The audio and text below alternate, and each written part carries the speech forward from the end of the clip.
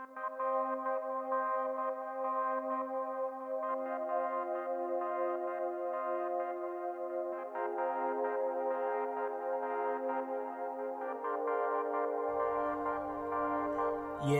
we bring reviews of your house. Talk to our dudes of your house. I bring my views of your house. Wrestling truths of your house. We talk to you in your house. We keeps it cool in your house. We keeps it cool in your house. I'm spitting truths in your house. Yeah. Mark's hating on his fans. Becky's niche on the man. Play with two like a lion. Household a dangerous alliance. I am an like Cody. And I'm overcoming like Kobe. No, they cannot hold me. Come listen, I'm hosting, critiquing, I'm boasting. This wrestling I'm knowing.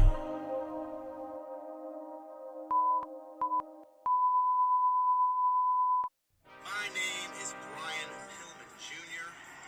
And you're listening to the In Your House podcast. This is Austin Theory of Evolve, and you're listening to the In Your House podcast. This is AEW's Darby Allin, and you're listening to In Your House podcast. Welcome, ladies and gentlemen, to In Your House, starring Alakan House. This is the People's Podcast. Haha. Hey, yo. Hey, guys, you already know who it is. It's your boy, Con, ready to give you that work when it comes to this professional wrestling business. That is what we do, and hey, we love it. So, let me let you guys know where you guys can listen to this at. You guys can listen to this at Apple Podcasts, Spotify, Spreaker, Stitcher, iHeartRadio, Himalaya. Hey, you don't have an Apple device? That's all right. We're on Google Play. Anywhere that you guys are, we can get to you. So, you guys already know what it is. We are just riding steady, y'all. Riding steady, y'all. In your house, straight killing the game. Oh, man, last time that I checked, we were the hottest podcast in the Midwest. Untouchable, ladies and gentlemen. You just can't beat this work. And that's what we do. We get the best around here. I say it all the time. We get the absolute best. We get professional wrestling's young, bright stars, just the best and the brightest coming up, and we love to give them a platform, man, a platform. But every now and again, we just get somebody that, I mean, he don't need our platform. He don't need us. He's putting in that work. You know what I mean? And man, I got a chance to really see this cat like at MLW Kings of Coliseum. If you guys haven't heard those episodes, we talk about him on there on the Chicago story part 1 and 2, and those were some of our best episodes. Got a lot of downloads, and it was just a great time. We talked about Kings of Coliseum. But while I was down there, man, had an opportunity to talk to this cat, and man, he was just a straight boss in the ring, like one of the smoothest cats I ever seen in the ring. But outside the ring, he was just cool, like straight cool cat. Like, you just did a drop for me on the show and everything. And now he's doing so much, and he's killing it right now. Did some work with MLW, and now he's really doing his thing on Impact Wrestling. And guys, I know you heard of him before. It's the one true ace, the ace of spades, and that's my man, Ace Austin. How are you doing, bro? I'm doing great. The work never stops, right? Oh, that's true, man. That is so true. And man, your work never stops. I get a chance to see you and see you doing your thing, man, just clanging and banging, man. You're out there just working, hitting the gym, man. You're just a hard worker, bro. Through. Man, and I really... Oh, I'm sorry, go ahead. The hardest worker in the room. Hey, there you go, man. There you go, Ace Austin, man. I truly appreciate you taking the time out of your super busy schedule to come and do the show, bro. Thank you so much. Yeah, sure. It's a good rare off day. Yes. I'm just resting and just hanging out. I don't mind having a conversation. Yeah, no doubt, man, no doubt. And I was glad you were able to take the time to talk to me and hop on the show, man. So the first question that I always love to ask, just because I just like to understand how it all started. Where, so many different stories. I've had the opportunity to talk to so many different wrestlers, and the stories never get old. And sometimes it's similar, but still it never gets old. So my question for you, Ace Austin, is where did it all start for you? Where did this professional wrestling business start for Ace Austin? Started in Allentown, Pennsylvania with the Wild Samoans Training Center, head shrinker Samu. Oh, wow. That's, I grew up in Pennsylvania, and I didn't know anything about wrestling schools for a really long time until probably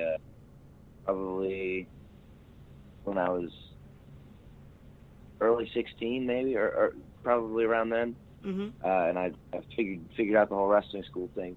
So I found the Wild Samoans in Florida. That's the first one I found on the internet. So I didn't really look farther than that. I was like, I guess I have to move there, right? Yeah. So I started saving up money for that, and then I ended up finding out about the Wild Samoan Training Center in Pennsylvania because my boss at my job at the time called me, told me about somebody coming in looking for stuff to buy for their wrestling gimmick. And they said that they trained at the Wild Samoans in Allentown, Pennsylvania. So he gave them my information, and I linked up that way, and I had to do a senior project to graduate high school. Mm-hmm. So I did my senior project on wrestling, naturally, because my whole life Yeah. I was geared to wrestling. And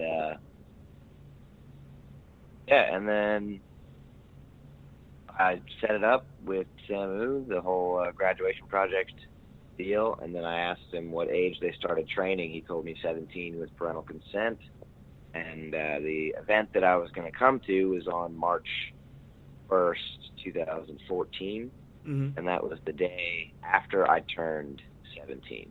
Oh, wow. Stars aligned right there. Ooh, and, it sure did. Yeah.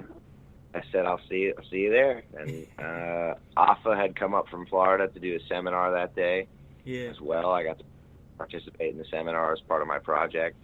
I was the timekeeper for that event. And I made some great friends that I'm still good friends to this day on that day. And and then I officially signed my papers and started training in May of 2014. Mm-hmm. And then in Pennsylvania, I wasn't allowed to really, you're not allowed to perform on any shows until you're 18. Yeah. So even when I was ready for shows, I still had a lot of extra time to get that work in and train for April of 2015 when I debuted for the Wild Samoans. Oh man, that is awesome, man. So basically, you before you was even able to do a show, you were pretty much ready to go. That was probably eating you alive. Like, I'm ready to go right now, but just age limits. Yeah, age limits. But man, I bet you were ready to go. Every month I was running. I was the timekeeper for a while, and I sat next to the music guy. And then when the music guy debuted, I became the music guy, and I was just running music and just waiting until I turned 18 and I, Samu could book it. And what was I gonna say now? Did that time go by fast for you, or did it go by slow? Like the time that you were waiting when you were doing music, like was it just kind of like every day was like a grind because you were waiting to get to it, or what? Or did it kind of go by fast?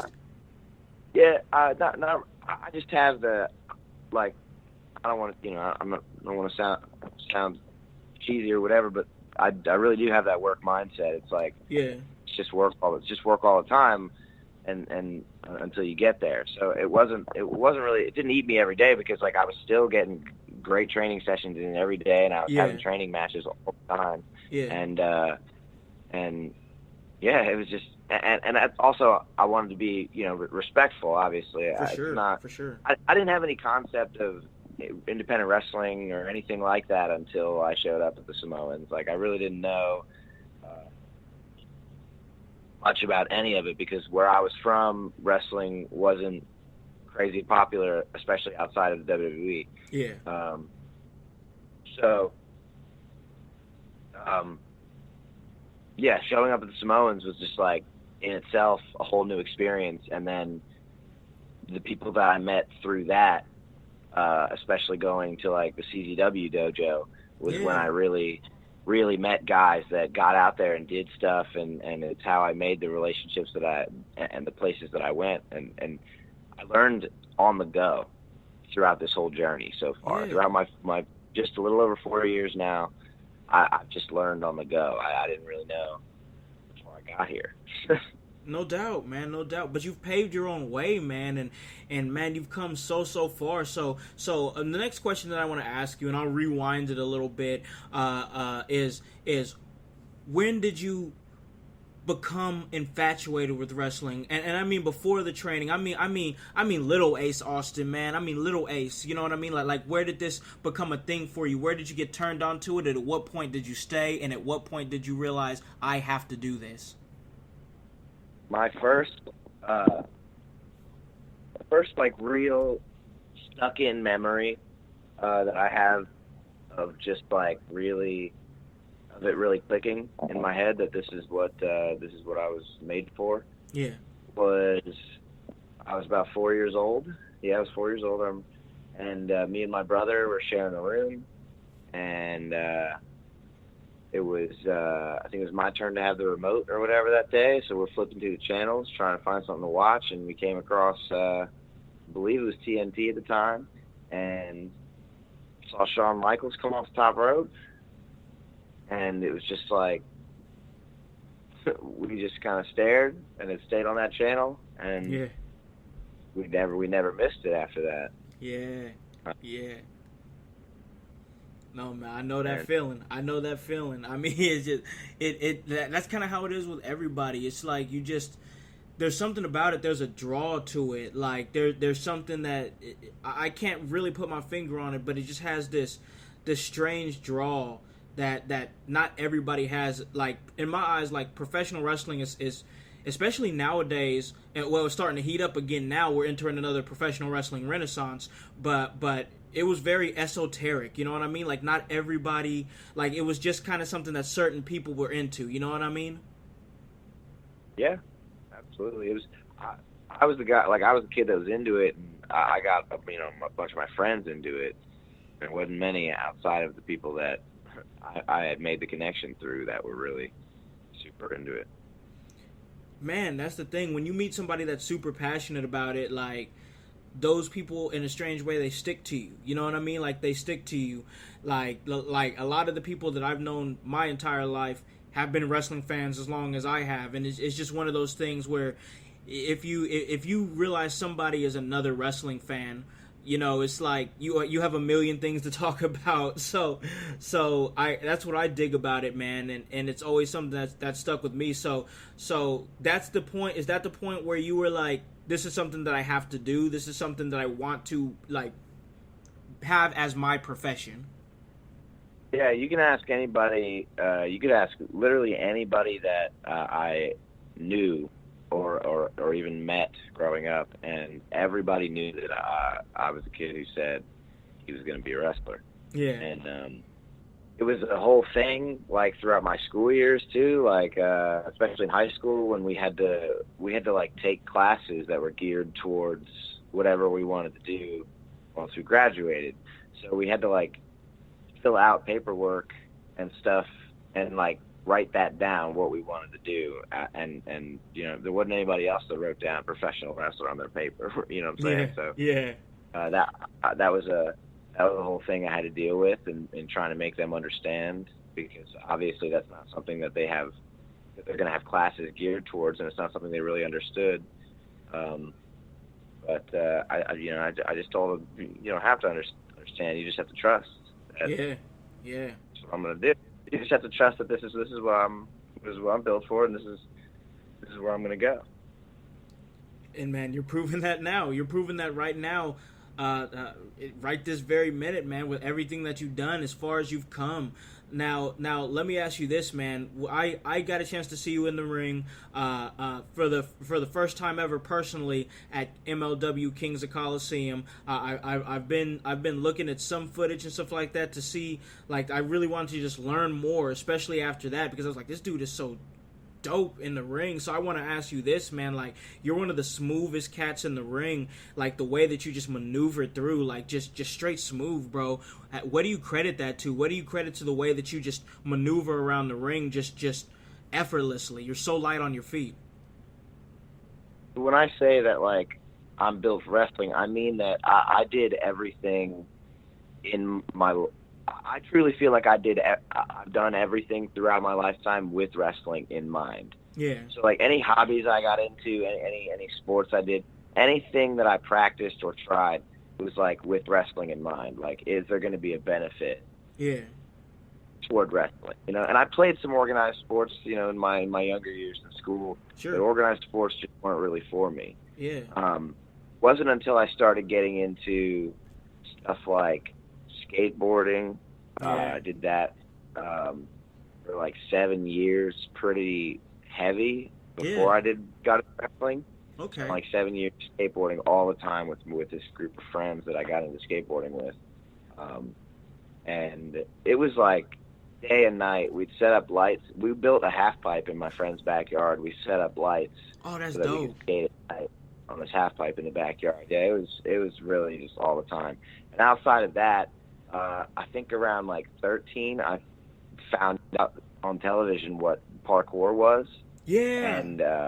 And I became super infatuated with that. And it wasn't until I was like 16 that I really, or no, not really 16, probably 14 or 15 that I did a little bit more research of it, and kind of, there's a whole discipline to it. It's really like it's about body control, and it's about really being able to do anything you could really set your mind to with your body. Yeah. And that was just kind of those were things that I really just dedicated myself to completely. And musical theater is another big thing that really helped me just get out of, not that I've never really been like a shy person. I've never really had a shell or anything like that I I was always really like, if you ask me anything, like I'm gonna like, I'll talk, I'll answer, I'll tell the stories that I have to tell, and I'll tell anybody about the wrestling thing, because that's something that people, of course, are always going to be interested about in like normal life. Yeah. But I just never minded. I never minded talking in front of a crowd, and musical theater is something that really helped me kind of harness that stage presence and being able to just perform. Really, just become a performer. Just become a talented performing individual. Yeah, no doubt, and you are, man. You really are, because and I like how you sprinkled that in there, because that really leads me to my next question.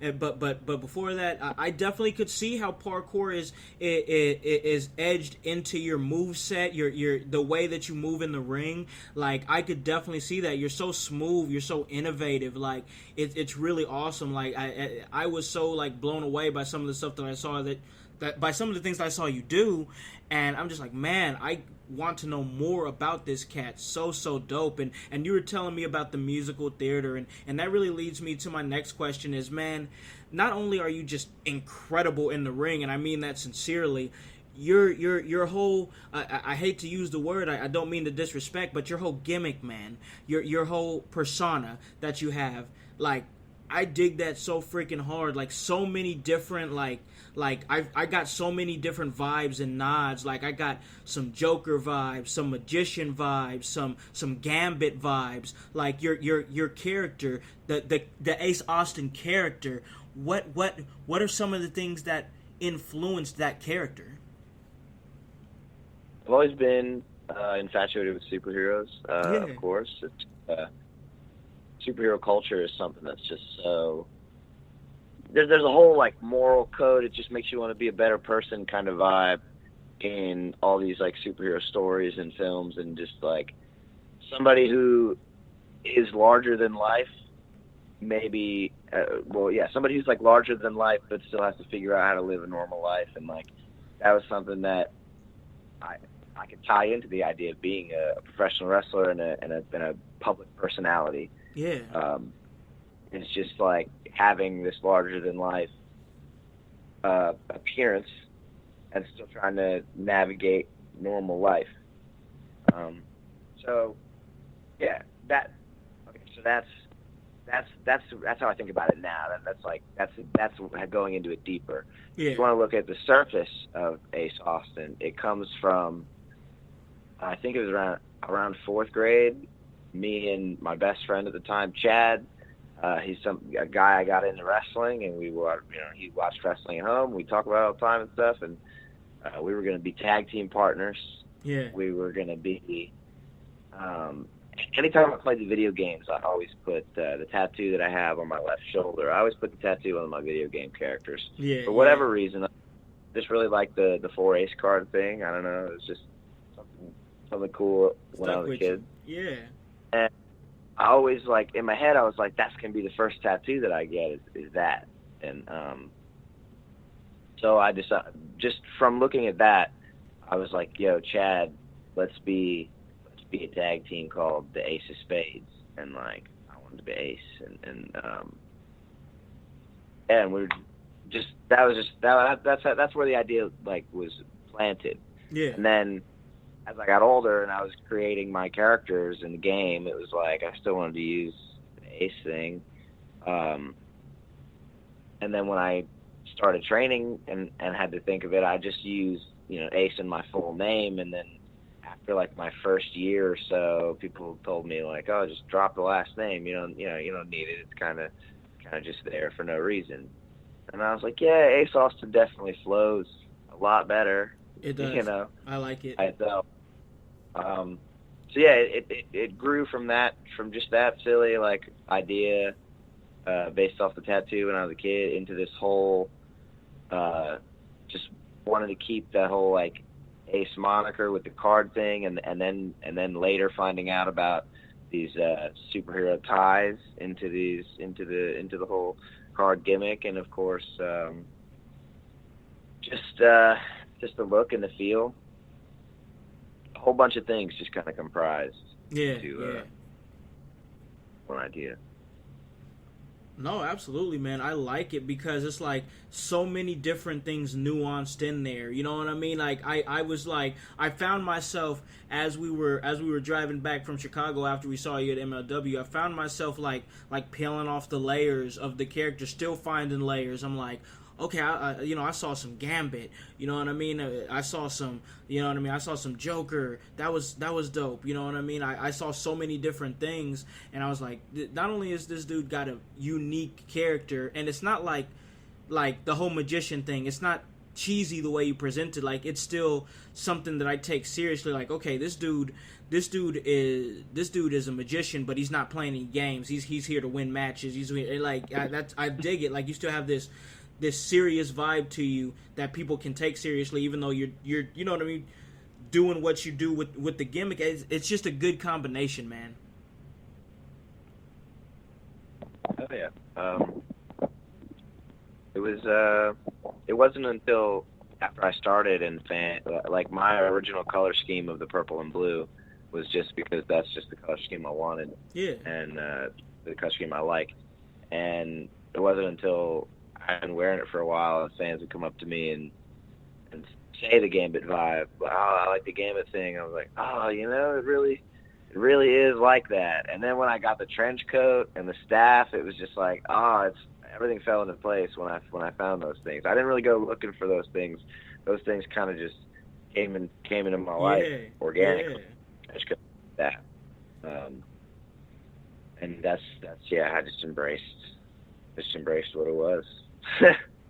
Well, it's working for you, man. It's working for you now. It's working for you so much that now you're working with Impact Wrestling, man, and that's a pretty big deal, man. So how did that relationship come to be, without pulling back the curtain too much?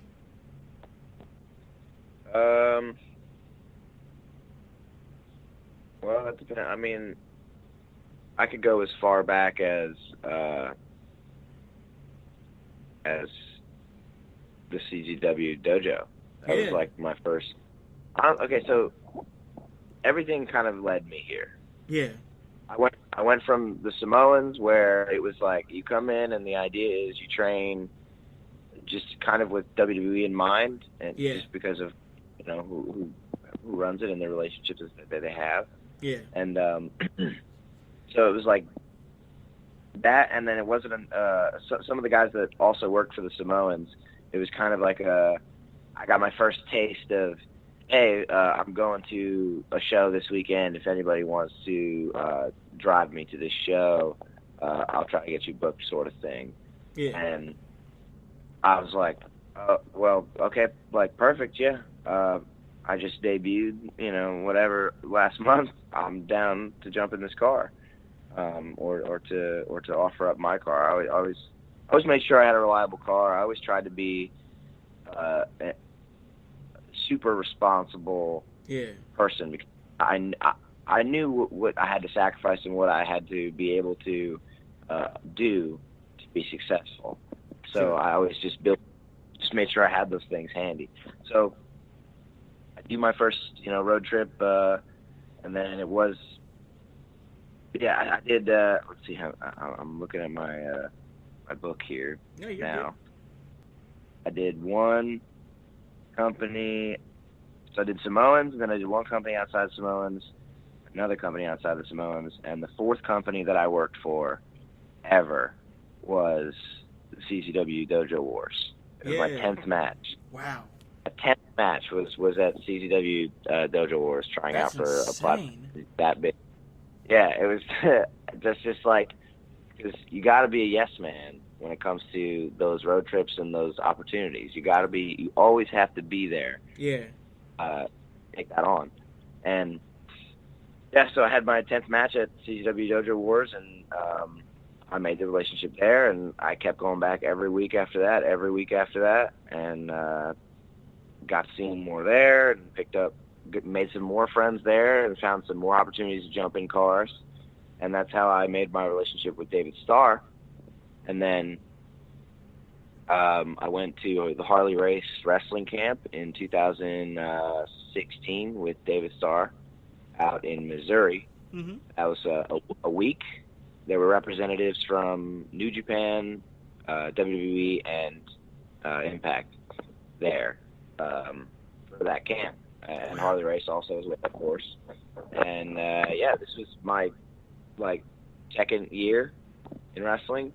And I just jumped in this car. With David Starr. I spent all the money that I had, saving up or whatever to go. I was saving up money to go on a cruise with my best friend and his family for the second year in a row. I went with him the previous year. It was a great experience. Going on a cruise is the best kind of vacation you can take. Oh, man. I really feel that. Cruises are the best. Amazing. But I had been saving up money to do that again. But when this opportunity reared its head, you got to make those sacrifices. You got to weigh who you want to be. And I wanted to be a wrestler. It's what I've always wanted to be. So it was time to make those sacrifices. So I spent all that money on that camp. I went to Missouri with David Starr. It was just me and him. We did the week. It was great. I had 3 great matches in front of all 3 companies, and made good relationships with representatives from each then. And after that trip, David Starr said to me when we got back home, he was like, hey man, let me know anytime you have open weekends or you're looking to go anywhere with anybody. He said, let me know. I've got plenty of bookings and just plenty of opportunities for you to go with me.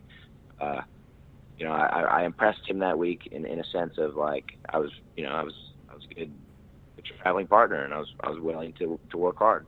Yeah. And so he extended that offer, and I took him up on that, probably more than he bargained for at the time. I seriously, I looked at my calendar, which was hardly full at the time, obviously, being my second year in, and I was like, hey, I've got this. These days open. Just give me your schedule, and I will tell you all of them that I'm down to go for.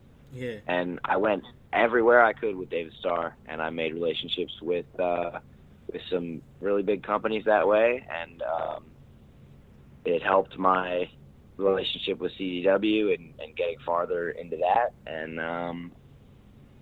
I made my relationship out in the Midwest with Dave and Jake Christ and working with Rockstar. That was actually the first time that I ever had to miss a Wild Samoan monthly show. Oh, wow. Was because of that opportunity to go out to the Midwest with David Starr for a week and do Rockstar Pro, IWA Mid-South, and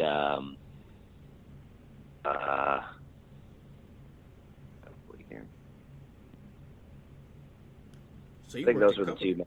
Those two Those right are there, the UW Mid-South. I think that's out of, I think that's in the Jefferson, Indiana, I think Kentucky area. Is that correct? Yeah. Yeah. At the time, it was in Jeffersonville, Indiana, at the time. Yep. When that came up, and so I jumped in the car with. I had to miss was for the first time going away from my town for a week like that outside of that Missouri trip for wrestling, because it was other than that it was just bookings 1 or 2 days and then coming back home, and it was it was really cool, and that's how. And even before that, working for companies like PWX and of course CZW and these bigger places, and going with David Starr to AAW, and that's how I made my relationship with Sami Callihan. And okay. Yeah, and then when I got to the Midwest, Sami Callihan also, obviously, Yeah. Midwest. Yep, of course. And all of that tied together to make my Rockstar Pro debut something really special in and of itself. Awesome. And that built a really good foundation for me to keep going back every month with David Starr for that whole loop of Rockstar, IWA Mid-South, and whatever other Midwest big shows he might be doing. And when David Starr started taking more of his opportunities overseas, I had that relationship built in the Midwest, and I reached out and I said, even though David Starr might not be coming out this month, I would still really like to come out. Yeah. And keep doing this. And of course they would love to have me, and I came and kept coming every time. And then September 2017, I moved out to the Midwest. Moved in with Dave, Chris. Okay. In the Macho Manor in his wrestle house. Dope. Then when Sammy moved out here, or moved back here from Florida, he after a year and a half or so at Dave's house, I moved in with Sammy, and I live with Sammy. That's dope. That is so dope. So you were staying with him for a while here in the Midwest. Yeah. Oh, crazy, man, crazy. So I was looking into it, and I just wanted, once again, it's just me wanting to show you the proper respect, and I want to show the proper respect to the 14 different countries across these United States and locally here in Indiana, the household. When you guys listen to this will be our featured Friday episode, so it'll be Friday morning. Definitely go out and take your kids to school if school's there. If you're going to work, whatever it may be, put us in your ears that Friday morning and check out Ace Austin. But my next question for you, man, is I didn't to finish off that. I totally went off on that. You're fine. Yeah, your initial question about the relationship with Impact, it was all of those things. I always found myself in the right place at the right time for these big opportunities that I've been fortunate enough to have, and living in the Midwest when Impact started working with all of them. And looking at the guys that had been wrestling at Rockstar and in the Midwest like that, I was right place, right time, and I always had my face around and always made sure I was in those cars that were going to these Impact shows. Yeah. And that's how I earn those opportunities, and I got to show them what makes me special, and they picked it up. So, and that's awesome, man. That's great, man. That's awesome, and you debuted with them in March, and man, I've got a chance to see some of the stuff that you've done. You actually, it was funny. You shared something today that just had me laughing. It was actually a segment from Impact Wrestling you did with Stone Rockwell, where he's like, you just seem like, oh, I don't want to be around this guy. I can't stand this guy. He's carrying you to the ring. He's taking your staff. Man, that was good stuff, bro. I was dying watching that today. Yeah, he blew it. I was looking for a serious tag partner, and he apparently was all that was available. And yeah. And apparently the guy's from Indiana. He's from Jones, Indiana, so he's from right here in Indiana. But yeah.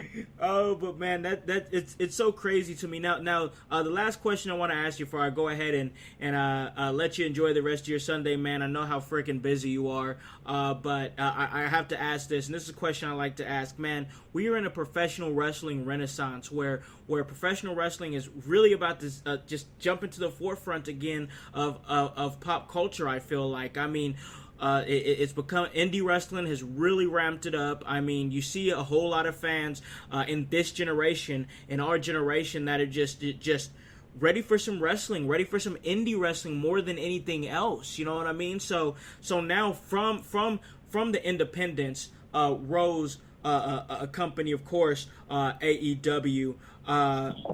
And my question for you is this, man. You're wrestling with Impact. You probably have no intentions on going anywhere else right now, and that is fine. That you're fine right where you are. But what do you think about the emergence of something as big as AEW? And how do you feel as an actual worker? How do you feel about the option of everybody there having another major place to work at besides the WWE? I think that I am right where I belong in Impact Wrestling. Sure. And I think that